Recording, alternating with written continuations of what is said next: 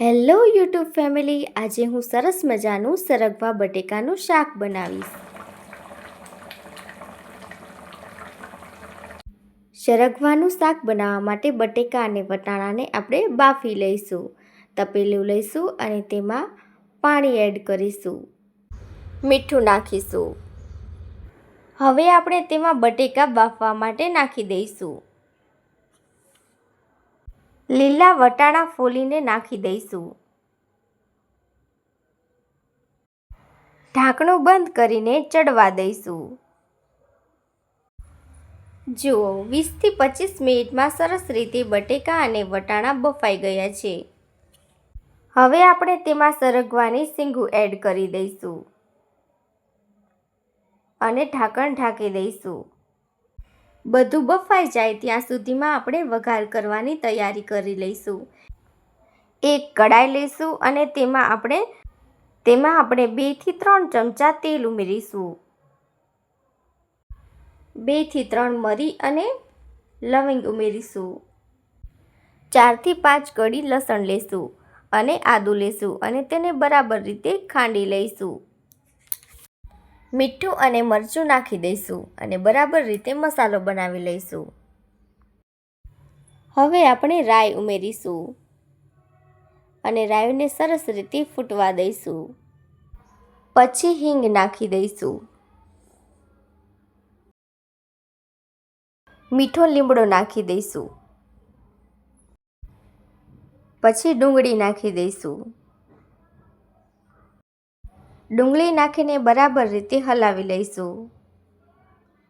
ત્યાર પછી ટમેટાં નાખી દઈશું અને બરાબર રીતે હલાવી લઈશું.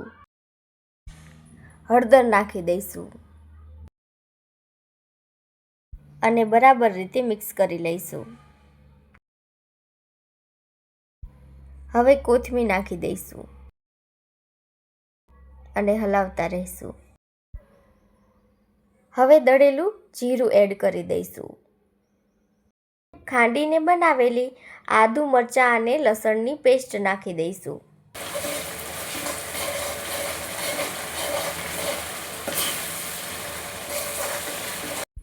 બરાબર રીતે હલાવીને આપણે તેમાં છાશ ઉમેરી દઈશું.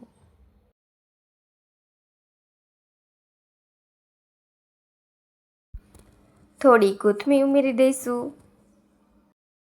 કોથમીરમાં વિટામિન એ હોવાથી આંખની તંદુરસ્તી માટે સારી છે. જો સરસ રીતે બટેકા, વટાણા અને સરગવો બફાઈ ગયો છે. હવે આપણે બાફેલો સરગવો બહાર કાઢી લઈશું. બધા જ બાફેલા બટેકા બહાર કાઢી લઈશું.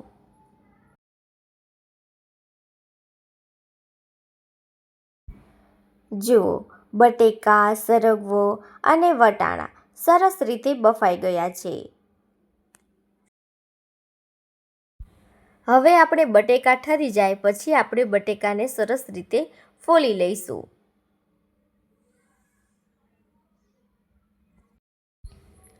હવે આપણે બટેકા ઉમેરીશું. લીલા બાફેલા વટાણા ઉમેરીશું.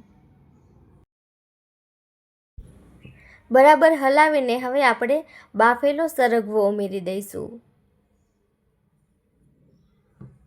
અને બરાબર રીતે મિક્સ કરી લઈશું. જો તમને મારી રેસીપી ગમી હોય તો તમારા મિત્રોને શેર કરજો. હવે આપણે ઢાંકીને સરસ રીતે ચડવા દઈશું.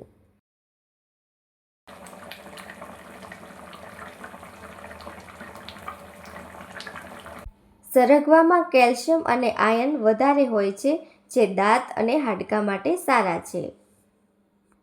સરગવાનું શાક છાશ સાથે બનાવવાથી શાક હળવું બને છે અને ગેસ અને એસિડિટી ઓછા થાય છે. સરગવાના પોષક તત્વો સ્કિન પર ગ્લો લાવે છે અને વાળને મજબૂત કરે છે. ઉનાળામાં છાશ શરીરને ઠંડક આપે છે, તેથી છાશવાળું શાક ખાવું લાભદાયક છે. જુઓ, છે ને ઘણા બધા ફાયદા સરગવા બટેકાના શાકના. તો આવું જ શાક બનાવીને તમે જરૂરથી ખાજો. જો તમને મારો વિડીયો પસંદ આવ્યો હોય તો મારી ચેનલને સબસ્ક્રાઈબ કરજો અને વિડીયોને લાઈક કરજો. તૈયાર છે આપણું સરગવાનું શાક.